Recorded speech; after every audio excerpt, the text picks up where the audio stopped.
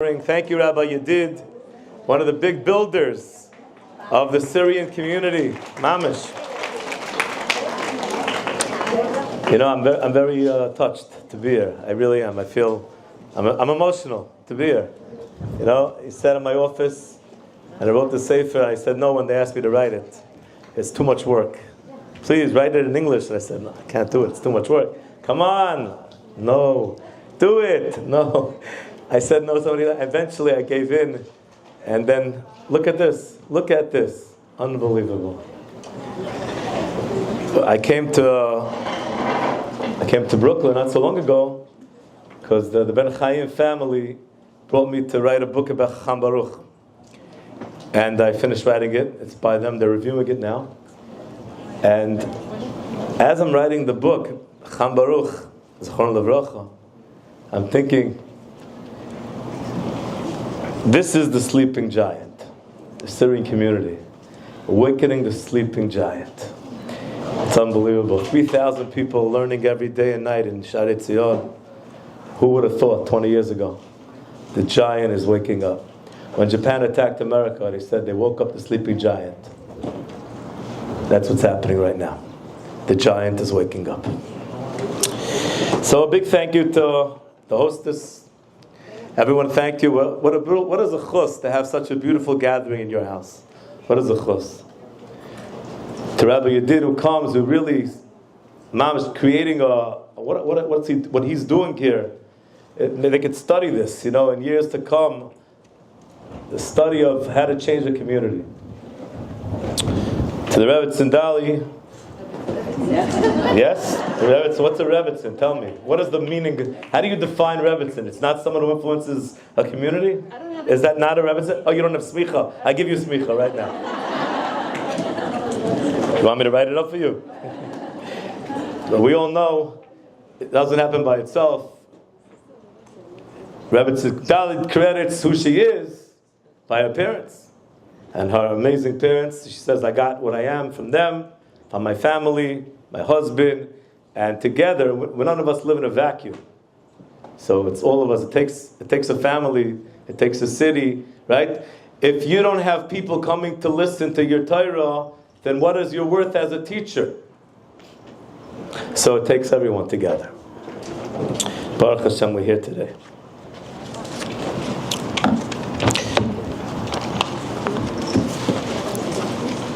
You want that? Hold the paper? Okay. Yeah, okay. Fine. Okay, so Mrs. Zami asked me to, just before we get into the speech, the actual speech, it is a siyum. We're going to talk about the Zera Shimshon Torah and some beautiful ideas about David HaMelech and Tehillim. But before she said, please tell everybody a little bit about yourself, a little bit about how this came to be. So the history of the situation is as follows. In 2007, I was already writing. So how did I get into writing? Let's start a little bit earlier, and then we'll go into the Zera Shimshon, and then we'll go into the actual Torah, and we'll have a beautiful, beautiful speech. So it starts like this. So I already wrote a book called The Edge in 2003, 2004, and that was the novel. It was at a publisher. They were going through it. And at that time, I was looking to do some other work. I wasn't sure what I wanted to do. My coil would finish at 6 o'clock every day, and I had some time. And I had an idea to go. Jonathan Rosenblum, he writes in Mishpacha magazine. He has an office across the street from Center 1 at that time. Today, it's the United Atzala headquarters. And I thought to myself, maybe I'm a writer. I could go offer my services to Jonathan Rosenblum. Maybe I could help him what he does. And it's inconceivable to me that he's going to say no. Obviously, he's going to say yes. If I come and say, I want to work with you, he's for sure going to say, of course, obviously. Why wouldn't he? So I don't even have an appointment. I show up at his office, and the secretary, I say, hello, can I speak to Mr. Rosenblum? And she asks him if he has a few minutes, and he says, yes, come in. And I come into his office, and it's full of papers and books, because he's a real intellectual, he's a real academic. He went to Yale. And unlike myself, who didn't finish high school, and I said to him, "Hi, how you doing? I would like to work with you and help you in your amazing writing. I know you write all different articles. Maybe I can help you research and help." He says, "I'm a one-man operation. It's just me and my secretary. Thank you so much. Agudas of America is opening an office now in Yerushalayim. Maybe you could work for them." I'm like, "I don't want politics, not for me, but thank you very much." So I walk out of his office. all dressed up and nowhere to go. Now what? My big plan didn't come through. So now what? What am I going to do? I walk out of the office and I see a sign. On the wall is a directory of different companies in the building. I said to myself, this is what I'm going to do. I will choose one company and I will walk inside. And I will ask them if they need someone. I do not know what they do, but let's see what happens. Let's see. So I take the elevator to the third floor, and I see a company called JCOM. JCOM. And the sliding doors, automatic doors, open up. The secretary's sitting at the doors. She's on the phone. So I walked around the desk and into the company. And I started walking around. I gave myself a tour. And I'm looking at it. Looks like a very nice place. I don't know what they do over here, but they look like they're doing it well. And a good positive atmosphere. And after about 10 minutes, someone comes over to me and he says, "Can I help you?" I said, "I hope so." "What are you looking for?" "I want a job." He says, "Can you write?" I said, "Yes, that is what I do. My first book is coming out." "Yes, when can I start?" He says, "Not so fast." I said, "What do you do here?" He said, "We outsource Yated Neman." In English, in America, we do it here. We do the work in Israel. I said, "Amazing, sign me up." He says, "First, give me a sample of your work, and then we'll see what happens." Okay, the next day I go. I brought him a sample, 20 pages from my first book. I said to him, "Okay, how long do you need before you get back to me?" He says, "Give me 2 weeks." I'm like, 2 weeks? 2 weeks to read 20 pages, and you put out a newspaper every week? How does that work? Okay, 2 weeks, 2 weeks, fine. 2 weeks go by, I don't hear from him. So I called him up. I said, "What's going on?" He said, "Yeah, I didn't get to it yet." I'm like, "I'll call you back." "All right, I'll call you back tomorrow." So you don't need 2 weeks. Okay. So the next day, he calls me back. He says, "Listen, I don't know. So what, you don't know? I don't know if you have what it takes to write for us." I'm like, "Well, how are you going to know if you don't give me a chance?" He's like, I don't know. So I'm like, "What do you suggest?" He says, "Maybe call Mishpacha, Hamodia, short stories." So I hang up the phone. And I was upset at him. I was like, it doesn't cost you any money to give me a chance. Give me a chance. Let me write a piece. If you don't like it, don't pay me. Give a person a chance. I learned a big lesson from that. Always give someone a chance. Just because they're 18 or 20 doesn't mean they don't have the ability to do big things. And because of that, great things happen. I made a movie with someone. He was very young. He was called that first book, The Edge. It's a very popular movie in the Jewish world. And today he's a very successful filmmaker. Again, it doesn't matter. Give a person a chance. So I was very upset at this person.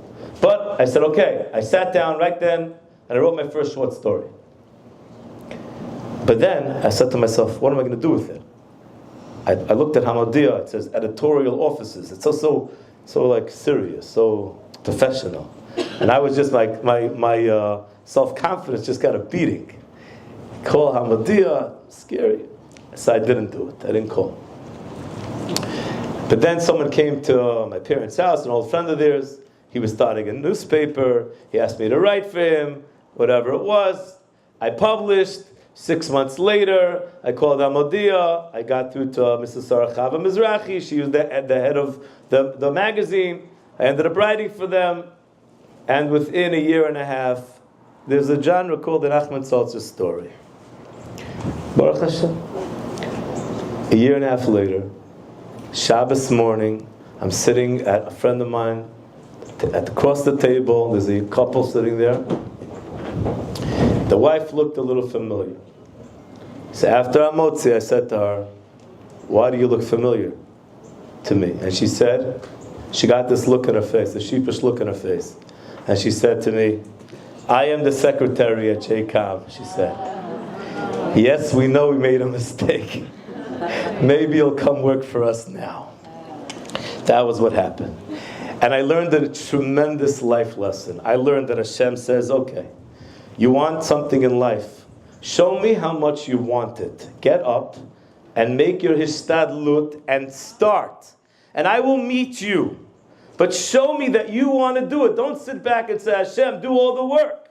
Get up and start. And when you start, I will meet you in the middle. And that's what happened. And he said, I know you wanted to do that PR stuff for Yad Tedem, but it's not for you. You have to write novels and short stories, and you have to write Zera Shimshon, and you have to write this, and you have a lot of things that you need to do. That's not your job, but don't worry, I got you. I'm going to meet you in the middle. And I sat 20 years later. I sat in Eli Beer's office, United Atzal headquarters in Yerushalayim, exactly the same place that story happened 20 years earlier. And I told him that story, sitting across the desk, the same place 20 years earlier.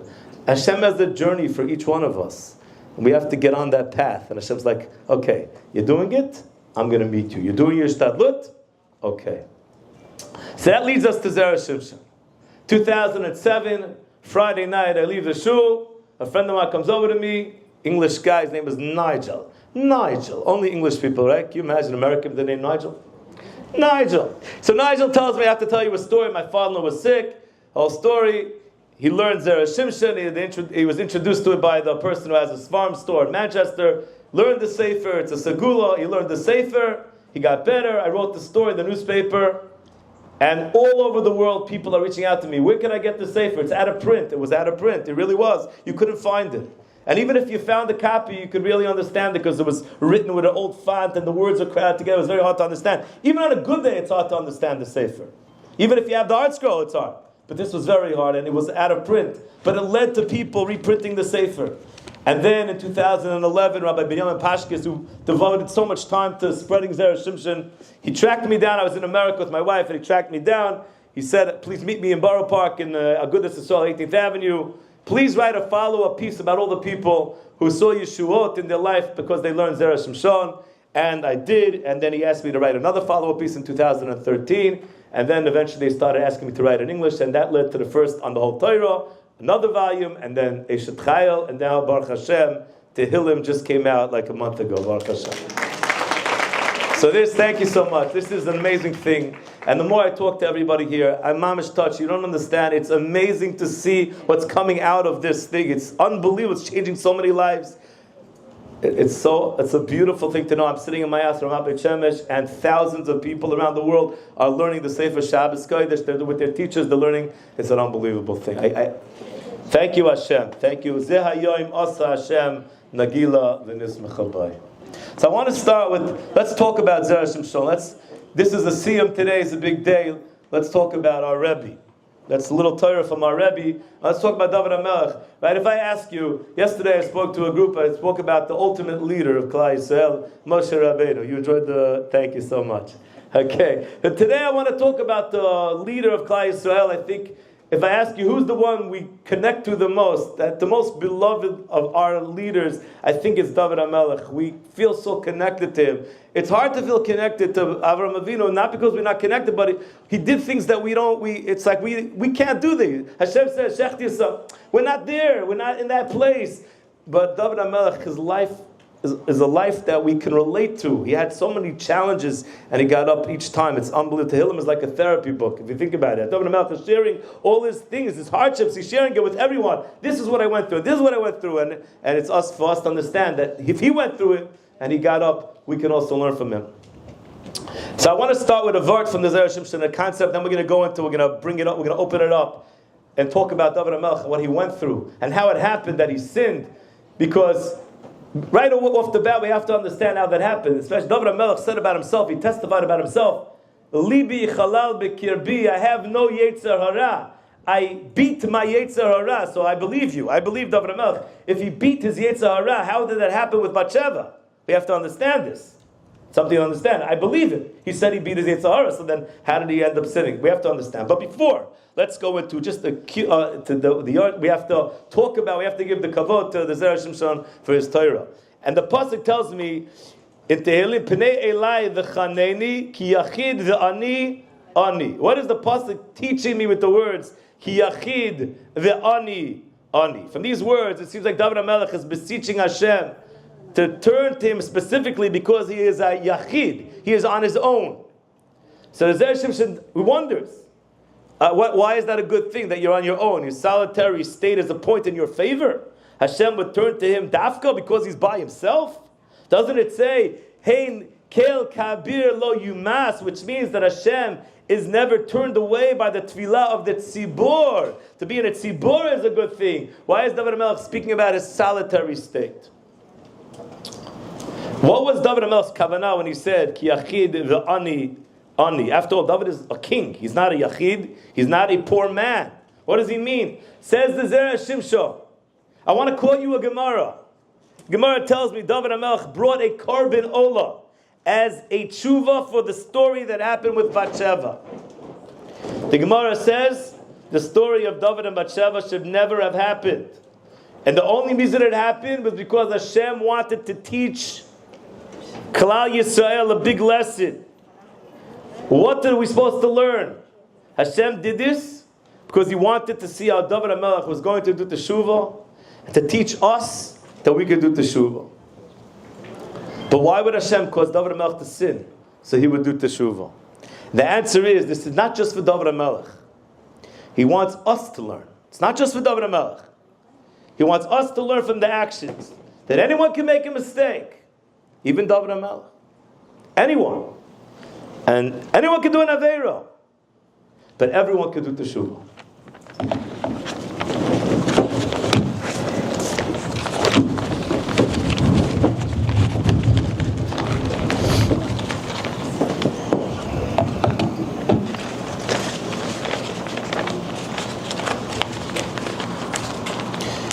The Zera Shimshon continues. The Gemara further says, She'im chata yachid, omrim lo kalach etzel yachid. What does that mean?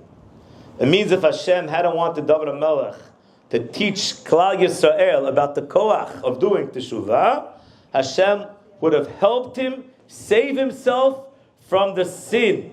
But Hashem did want him to teach everyone the lesson of teshuvah. And that is why this story happened as it did. And we're going to go into this in a minute. We're going to open this up. It's an incredible Gemara. It's amazing. The whole story is unbelievable. Keeping all this in mind, David said to Hashem, Pnei Elai v'chaneni. Hashem, the reason I was made to sin was in order for me to teach every yachid that he could do teshuvah. And because that was what you, Hashem, wanted to happen. I was a poor man. I received no heavenly assistance to escape from the Yetzer Hara. And since that is the case, Hashem, you need to be mochel me. You need to forgive me. Why? Because if you don't forgive me for my sin, nobody will be able to learn the lesson of doing teshuvah. No one will be able to learn about being forgiven from me, which will then mean I was caused to do an avera for no reason. That is a piece from the Zera Shimshon. Your teachers will probably go into this when they get to it, expound on it. It's a beautiful piece. And now I want to open it up. I want to tell you what I learned with my Charuta and the Gemara we were learning. We came across this Gemara and what we came out with.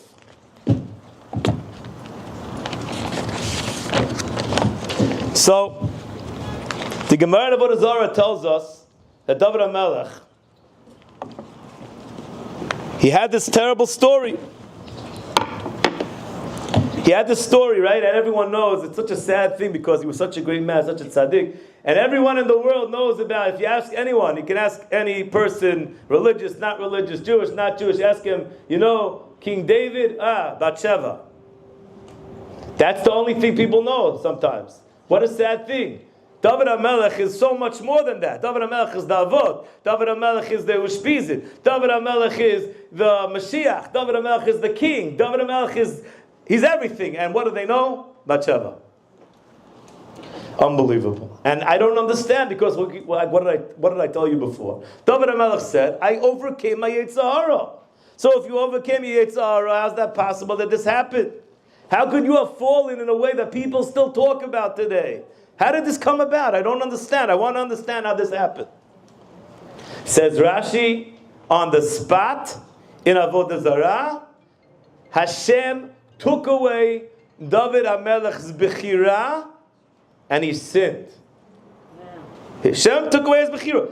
Can you imagine? Isn't that one of the pillars of the Judaism? Everyone has Bechira, everyone has free will, and Hashem took it away. Why? Because He wants to teach us the concept of doing tshuva in the world. Look at David HaMelech, one of the greatest people. If he could sit and get up again, so could you. If he considered and be considered a big person, you can also do teshuvah. Wait a second. I don't understand. How can Hashem take away a person's bechira? Isn't that against the rules of how God set up the world? He set up the world. You can do everything. But bechira everyone has. You have the choice. You have the free will. Says Rashi, I'll tell you what happened. It was a gezerat hamelech, a decree from the king, liten pitchon pe lashavim, to give people a chance to do teshuvah. And the Gemara tells us who is the most famous person in the Gemara who did teshuvah. Which rabbi? Anybody know which is the famous rabbi who was not a good person, but he did teshuvah? Judy. Where is the rabbi who knows everything? Where is she? Rabbi Akiva wasn't a Rasha. He was a Amaretz. But who was Menashe? Somebody who did teshuvah became a big rabbi afterwards. Resh Lakish, exactly. Rabbi Shimon ben Lakish. And who was he? He was like Rabbanah. He was a robber. Rabbanah would steal from the poor, from the rich, and give to the poor. Resh Lakish steal from everyone and take it for himself.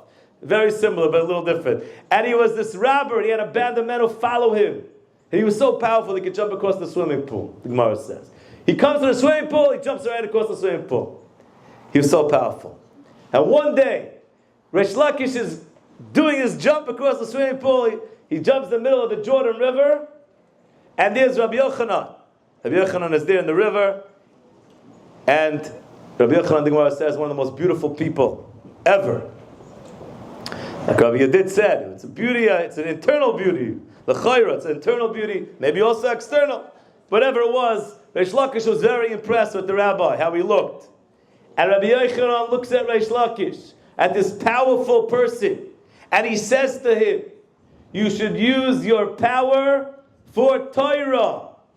And Reish Lakish comes back with a snappy answer, and he says, and you should use your beauty for Averot, he says to Rabbi Yochanan. And Rabbi Yochanan says, I like you, he says. You're a good guy. You have potential. I like you, and I want to make a deal with you. You think I'm good looking? You should see my sister, he says. She is way better looking than me. I'll make a deal with you. If you agree to go to yeshiva and learn Torah and take all of that unbelievable strength that you have, that power, and put it into learning, I'm going to make a shidduch between you and my sister. He doesn't even ask her. He just makes it a shidduch. Yeah. Anyways, she agrees. She agrees, and they get married, and Reish Lakish becomes one of the greatest rabbis, and he's mentioned all over Shas, all over, almost every page of Shas, you find Reish Lakish, he's all over Shas. And I want to quote to you what Reish Lakish said. Reish Lakish has a lot of akarat tov to David HaMelech. He says, Ba'u v'nachzik tuva la'avoteinu, let us say thank you to our forefathers, and he's talking about David HaMelech, she'ilmalei hein lo chatu, if they wouldn't have sinned, anu loy banu la'olam, we could have never done teshuvah for what we did. Were it not for the fact that David sinned, people like me, said Reish Lakish, would have never been able to do teshuvah.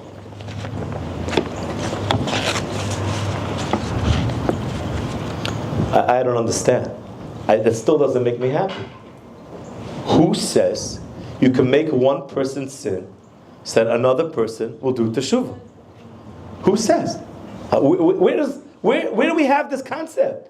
You want to make David HaMelech sin to teach the world so that Reish Lakish can become a great person? Why? David HaMelech was such a great person. He worked so hard his whole life, and now you're making him sin. And so Reish Lakish, so what? It's not fair. To sum up, David HaMelech sinned, but he was forced to. What about Akol B'dei Shemayim?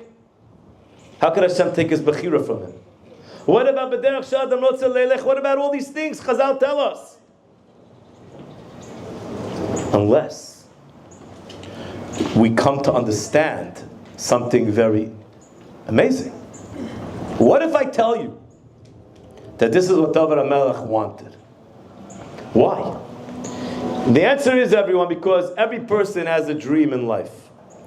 Every person sitting here has a dream.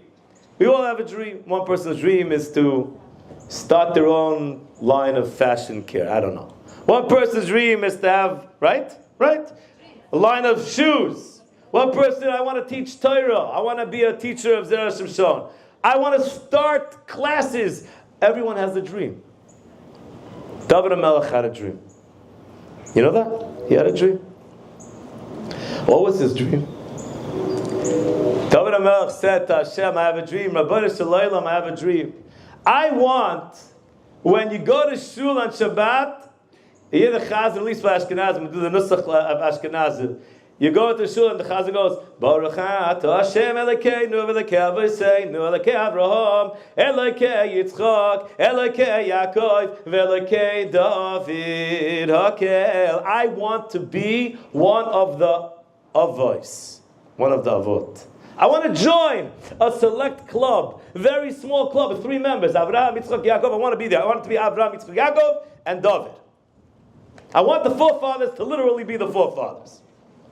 He comes to Hashem, Ribono Shel Olam, I want to join the avos. Hashem says, are you sure? It's not so simple.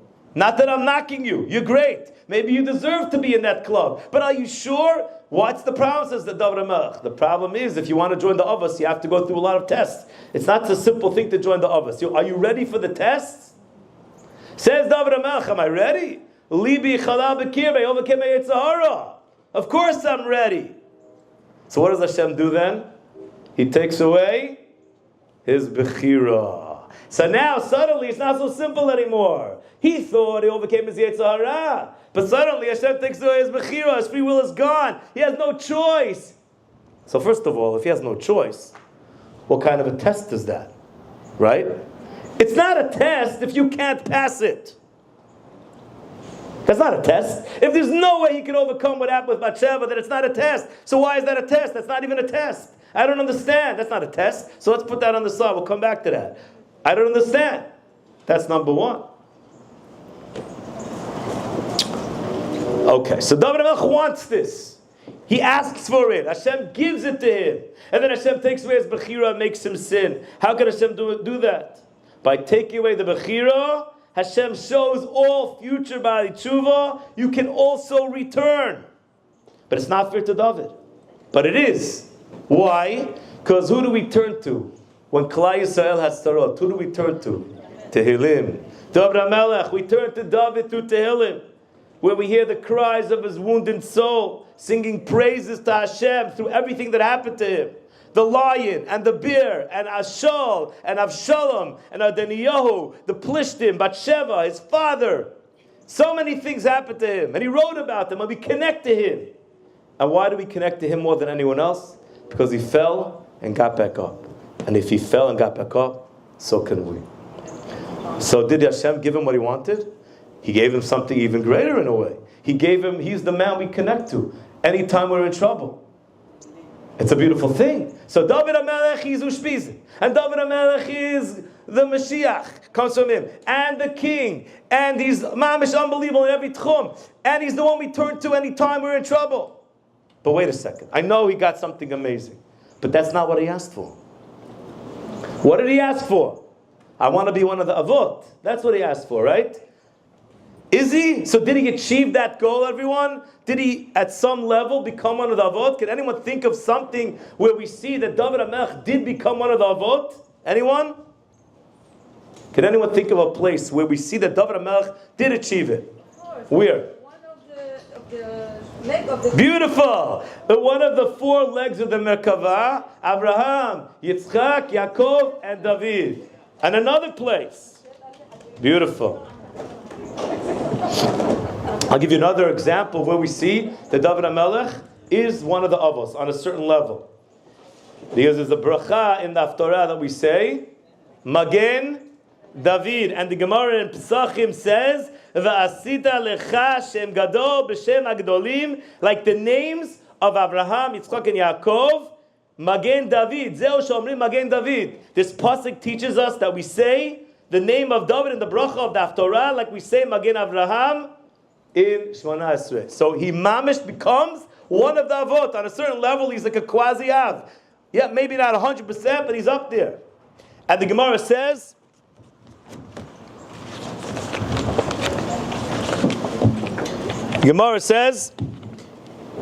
Pasuk Rosh HaShalishim, the pasuk is referring to the avot, and how David will lead them into Olam Haba at the end of times.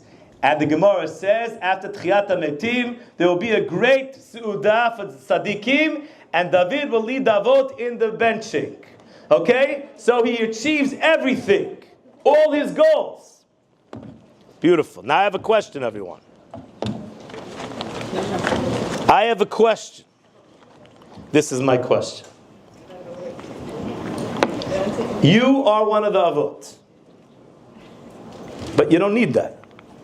You're the king. Mashiach, Ushpizit, Beis HaMikdash. It's all you. Rebbeinu Shalom. You need to be one of the others also? You need everything? What a chutzpah. I don't understand. Who says you should come to Hashem and say, I also want this? So I want to explain to you, I think, how this is an unbelievable thing and how it's applicable to every single one of us. Through a story. Many years ago, I had a chavruta. I was learning with a bachur in yeshiva, and they were paying me to learn with him. And that was part of my parnasah. But I wanted to learn with someone my own age. Really, if I'm already doing it in the mirror, why I should learn with someone younger? I wanted to learn with someone my age. But I needed the money. So I went to have a conversation with Hashem. And I said, Rebbeinu Shalom, I'll make a deal with you. I am going to learn with someone my own age, and you're going to send me money. So Hashem said, okay. And off we went. Of course Hashem would say, okay, right? I mean, he wants you to learn Torah. So I started learning with this guy. I told Hashem, I have enough money till the end of Sukkot. He said, Elul, I have money till Sukkot, and then afterwards I need you to send me money. That's the deal. I will learn, you will send the money. And every day I'm waiting for Hashem to send me some money. It's going to fall. It's a checkbook. It's something coming. Somebody come to me. I'm here. I want to give you. Okay, I'm waiting. The month passes.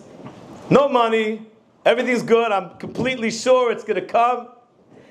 And after all, I have a deal with God. Comes Sukkot. Beautiful holiday in Yerushalayim. And every Chol HaMoed Sukkot, my wife's grandparents, Saba and Safta, Mezel had a minhag. They had the family of a party on their porch, the sukkah, on Rehov Brand in Harnof. Every Chol HaMoed, we have a party. The whole family comes, children, grandchildren, great-grandchildren. It's a beautiful night. So everyone's there, Chol HaMoed Sukkot, and everyone's having a good time. It's beautiful. The whole family's together. We have Charedim, we have Mizrahi, we have everyone, all the types. Sfardim, Ashkenazim, it's a tapestry of the Jewish people. Beautiful. Only a family like Eretz Yisrael produces. You have Chayalim, you have this guy, you have Yeshiva guy, you have Koila guy, all the types. And in the middle of the night, there's a knock on the door, and my wife's grandfather opens the door, Saba, Irving Mezel, he opens the door, and there's his best friend, just came from Lawrence, New York, Dr. Moshe Katz from Lawrence, New York. His best friend. Now, how did they become best friends? That story began 50 years before that night. That night's 20 years ago. So it's 70 years ago. 70 years ago, the story started. What happened? Irving Mezel, he's not a frum guy. He's a traditional Jew, but he's not really religious. But then he has a kid. He has a boy, and he wants to send the boy to yeshiva. So what does he do? He works for the New York City Housing Department. He's not a rich guy. He doesn't have money to pay tuition, but he decides, I'm going to come with my kid for nursery. I want my kid to know Torah. And he walks into one of the yeshivas in the 5 towns.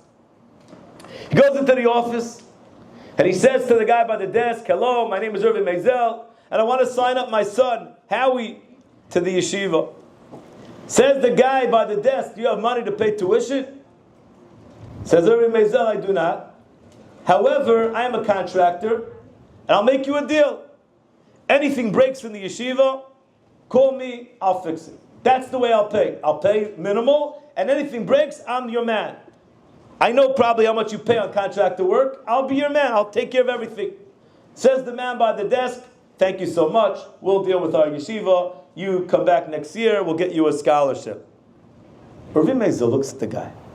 What? I'm bringing my kid to learn Torah? And you're telling me no?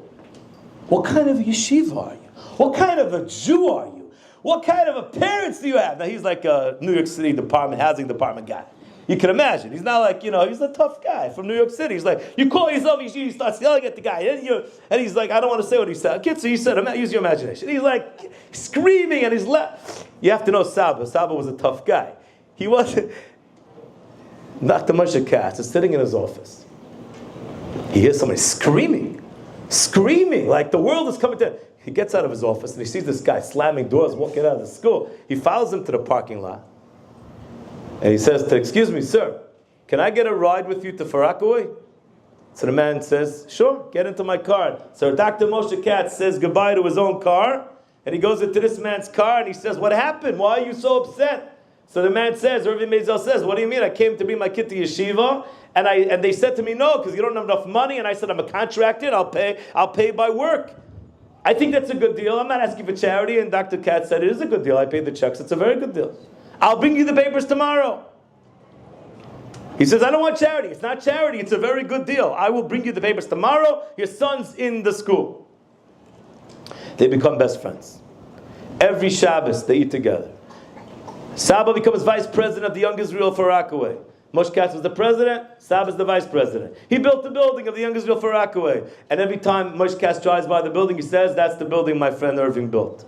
Best friend, they become from, makes him from. And now it's 50 years later. And Moshe Katz walks into the porch. And Saba puts his arm around his best friend. And he says, Moshe, it's all yours.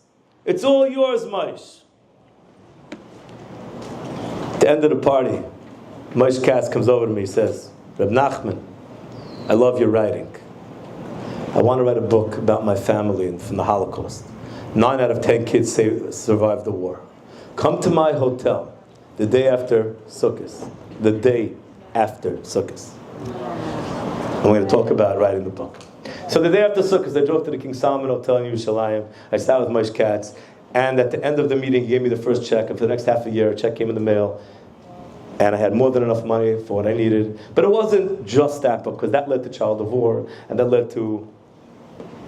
And 50 books later, here we are in Deal, New Jersey, with all of you.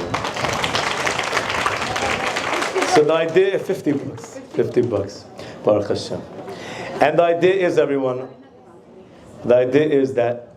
Who says you could have... sometimes we feel... Like, who am I to say to Hashem, I want to be great? Who am I? It's a chutzpah, no? I'm just a regular person. And the answer is no. No. Because David HaMelech had no business asking to be one of the avos on the surface. Who says you have everything? What a chutzpah. No, Hashem loves when people have chutzpah to be great. Every person over here had... find the chutzpah inside you. Look around, be a leader. Together, have chutzpah to grow. Have the chutzpah to push your husband to learn. Have the chutzpah to raise your children to be Torah-dik. Have the chutzpah to bring Torah into your houses. Have the chutzpah. Who am I? I'm a nobody. I'm a regular person. No. Hashem loves that chutzpah. When Hashem sees a person who's a regular person who has chutzpah, Hashem loves it. Hashem says, yes, I'm going to give it to you. You have the chutzpah to ask, I'm going to give it to you. David HaMelech became one of the avos. It's a chutzpah. Hashem says, I love it. I'm going to give you what you want. Have the chutzpah. I want to finish off with one story, touching on what Rabbi Yedid said, because I believe this is a siyum, and I want to talk about a siyum. A friend of mine told me he was in yeshiva in Bnei Brak years ago, and there was a guy in yeshiva named Mati. And Mati was an interesting guy. He was interested in all sorts of things. He liked photography. He would take pictures. He'd have albums full of pictures. He would get new sneakers. He would take pictures of the new sneakers. Basketball, take pictures of the basketball. A series of these pictures, a series of that pictures. And Mati had a whole music collection. He had all the Michal Yaakovson CDs, MJ. He had all these CDs from back in the day. He was a big fan and all this stuff. He was a guy with many eclectic tastes. But he wasn't too into learning. And if you would ask, this guy, my friend told me, if you would ask me, who's going to be a great person in learning, I would never say Mati. I would never think Mati. But one day, Mati says, I'm making a siyum, he said, on Chamisha Chumshei Torah. And everyone looked at it like it's a joke. He's in yeshiva. You make a siyum on a Masechta, not on a Chumash. But Mati's making a siyum on Chumash. You know what? His father owned a big meat company in Bnei Brak. and he made a siyum like you wouldn't believe. It was so unbelievable with music, a full-piece band. It was unbelievable that everyone was coming, and they were dancing with Mati because he made a siyum, a chamisha Torah. But it was like they were laughing at him. Mati, what a good job you did, and make a siyum, not take him seriously.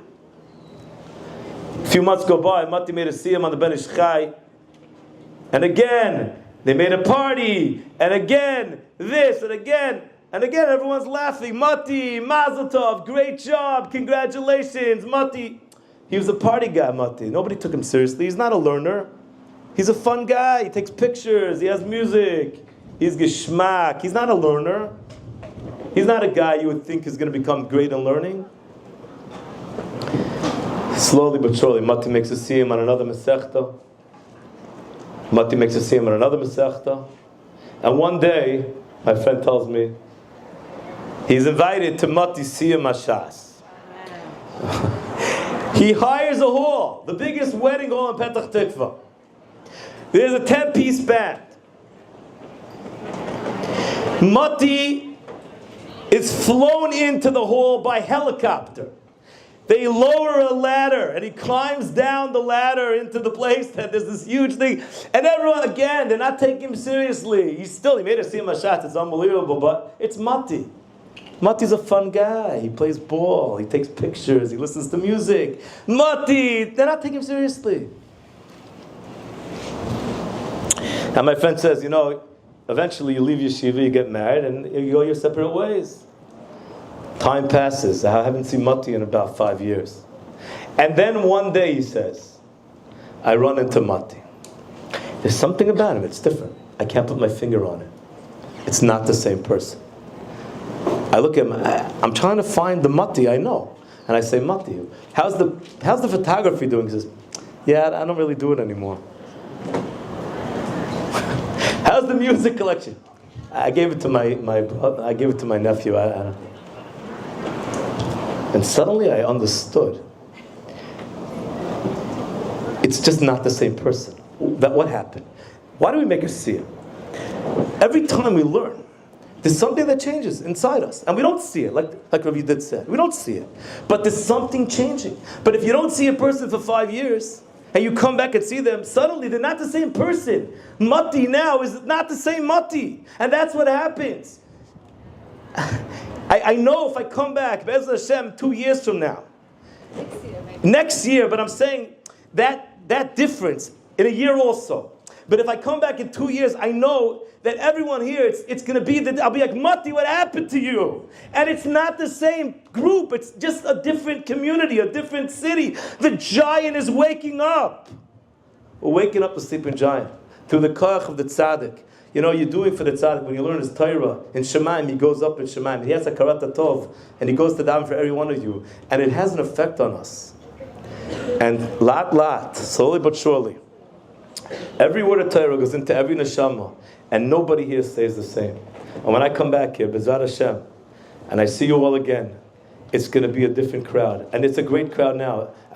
Don't get me wrong, it's amazing. And every person tells me what's going on and how it's affecting them, and it's a chus for me, and I appreciate this. Thank you so much for learning my Torah and for making it part of your lives. I really feel like we're all connected, like we're mishpacha. I appreciate this. And I'm telling you, when I come back, if you keep on doing this, it slowly but surely is going to go into your neshamas, and you're not going to be the same people. You are going to be great. Have the chutzpah to be great people. Hatzlacha Rabbah. I'm sure you will all do it. Thank you so much for coming. We should all do Ratzon Hashem.